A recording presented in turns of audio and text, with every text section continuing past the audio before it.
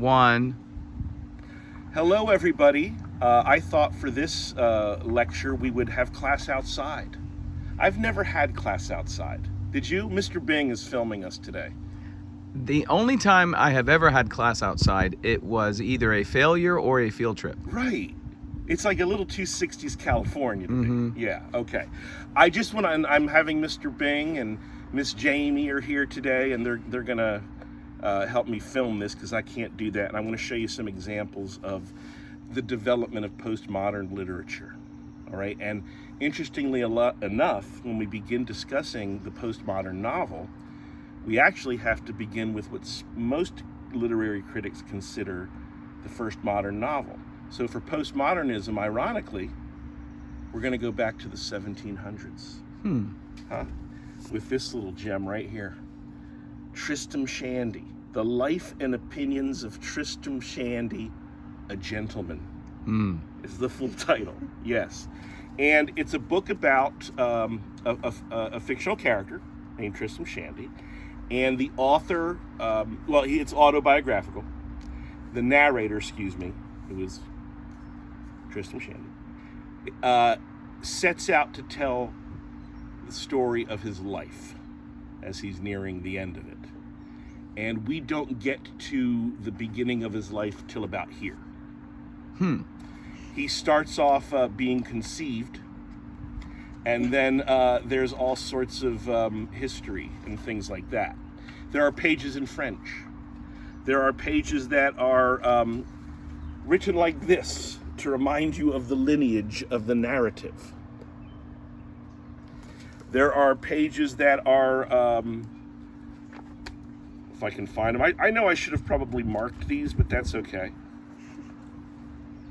There's one in here I'll have to show you online later where, and this, in a novel, when printing presses were relatively new, it took a long time to do some of these diagrams. There's one where the lieutenant picks up a stick and it says, and waves the stick thus, and it shows you the pattern of how the stick moves. Yeah, real exciting stuff for when you take your British literature classes. Actually, we go back to James Joyce then, later on in the 1920s, an Irishman. His Ulysses, based on Greek myth, the last chapter called Penelope is one sentence, 54 pages, one sentence stream of consciousness. So we start to see some of that postmodernism move from the modernist, where we're showing the realism, of course, and using that to sort of explode the realism, to show we could talk about our themes, we could talk about our emotions, we could talk about everything that's important to us, but in a different way. Just some other quick examples I wanted to show you is, here's a wonderful book from 1969, the year that this was made in 1969, and I was made in 1969. Nice. Thank you. This is a book called The Unfortunates by B.S. Johnson. We often think that that's intentional. But this is how you read this novel. Here's the first pamphlet that you have to read. Then you can read any of these pamphlets in any order that you want, as long as you end with this pamphlet. So here's the novel. Read it in any order you'd like to read. You'll get the same idea. Have you ever seen something like Jamie's laughing over there? You know what that reminds me of? I don't know if Jamie is thinking What's of that? that. Reminds me of season 4 of Arrested Development. How is that? Not as good as 1, 2, and 3. No, but how does it... Oh, I see what you're saying. You could watch any episode. It was actually designed that way. Right. That's a real... Thank you, Mr. Bing. That's actually a very good connection. Arrested Development season 4, it didn't matter... Exactly. What order you watch the episodes in. A book that I did in my contemporary lit class, Less Than Zero, by Bret Easton Ellis. He wrote American Psycho. Some of you like that film out there. But what's interesting about this novel is it begins in the middle of a sentence. And, of course, It ends in the middle of a sentence. There are also chapters in here. There's one chapter in here that's all in French. With the age of the internet, my students were able to look that up. It's told from different perspectives, much like William Faulkner in As I Lay Dying. Are some of you reading that novel? I think you might be. And sometimes there are blank pages because the speaker has no thought at that particular time. Some of the more famous ones and recent ones, I use this book in my English 106 class, Intro to Lit. It's called The Brief Wondrous Life of Oscar Wilde. And it tells the story of a family from different generations.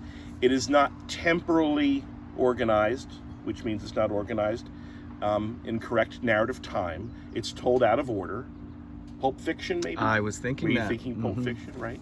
And one of the things that's really difficult, I think, about reading this book is there are tons of footnotes. The footnotes are a history of the Dominican Republic that's going on as the characters are being developed. So you have almost two stories going on.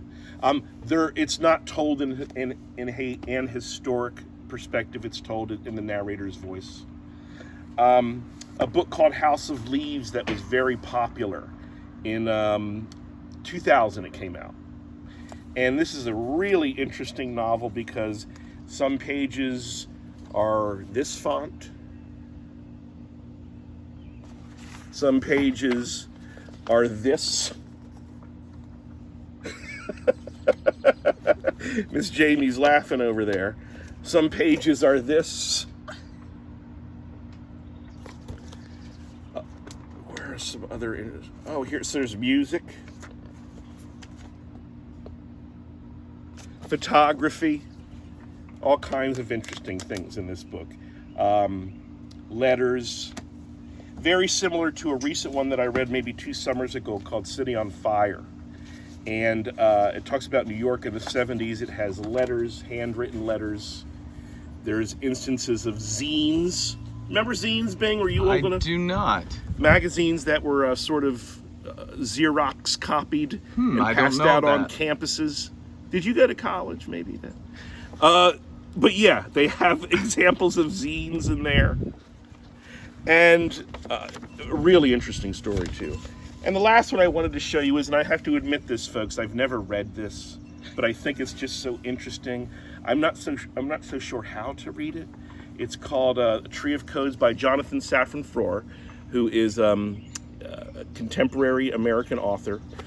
And this book is written with die cut. So each page covers or reveals Wow. different words.